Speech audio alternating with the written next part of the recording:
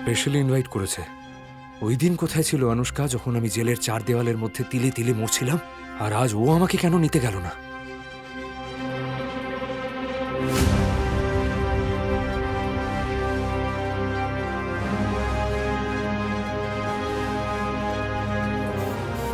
না না জামাইবাবু, ব্যাপারটা হলো আসলে বাড়িতে না কে জানে হঠাৎ করে প্রচুর পরিমাণে নেগেটিভিটি ঢুকে গেছে, সেটাই আমি স্যানিটাইজার দিয়ে ক্লিন করছিলাম।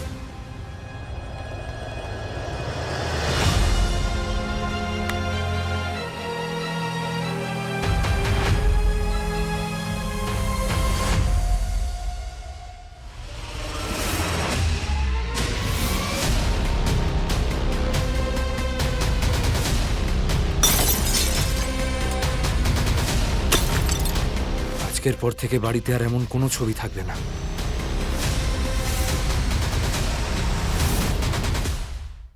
তোমরা সবাই রেডি তো? তুমি টেনশন নিও না মম। এই ক্রিস হয়তো জেল থেকে ফিরে এসেছে, কিন্তু ওকে প্রপার্টির অংশ আমি কোনোদিনই নিতে দেবো না।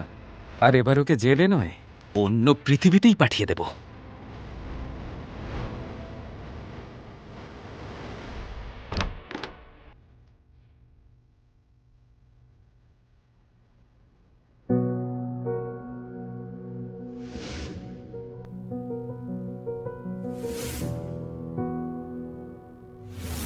কিছু জিনিস সময় কেটে গেলেও কোনোদিনই ভোলা যায় না। 3 বছর পরেও ঘরটা একই রকম আছে। এত কিছু হওয়ার পরেও তোমার কথা মনে পড়ে অনুষ্কা।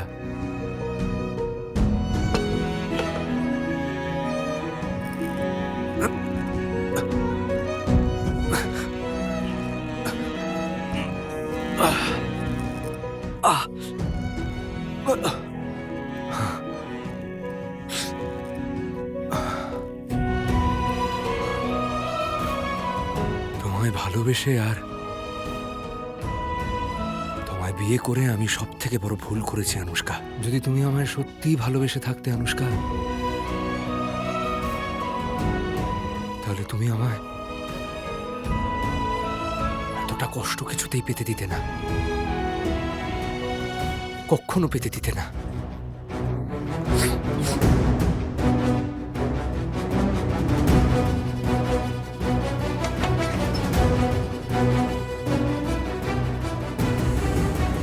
তুমি আমাদের প্রথম দেখা হবার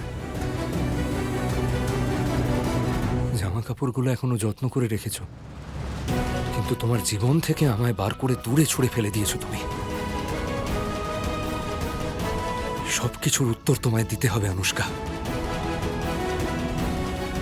উত্তর দিতে হবে।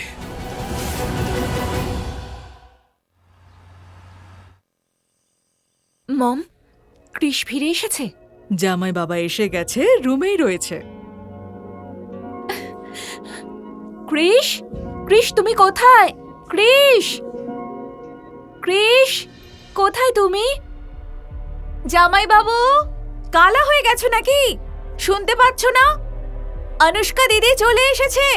যদি আজ আবার তুমি অনুষ্কা দিদিকে অপমান করো, তাহলে তোমাকে ছাড়বো না আমি। চলে এসো নিচে। এসে গেছে।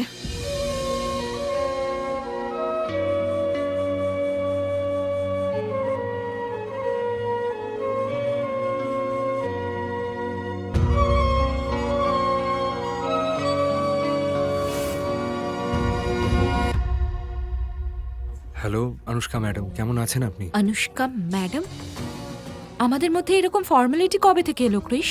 এসব তো আপনারই দয়া। আর দূরত্ব তো আমাদের মধ্যে তৈরি হয়ে গেছে। আরে বাহ, ভাবতেই পারিনি যে তুমি নিজের পায়ে নিজেই কুড়ুল মারবে। এরকম অদ্ভুত ভাবে অনুষ্কা দিদির সাথে কথা বললে তো জিন্দাল পরিবারে তোমার যেটুকুনি জায়গা বাকি ছিল সেটাও শেষ হয়ে যাবে। আর তারপরে সব প্রপার্টি আর কোম্পানির সব শেয়ারস শুধু আমাদের হবে। অনুষ্কা দিদির সামনে এভাবে কথা বলার সাহস হলো কি করে তোমার? ব্যাস,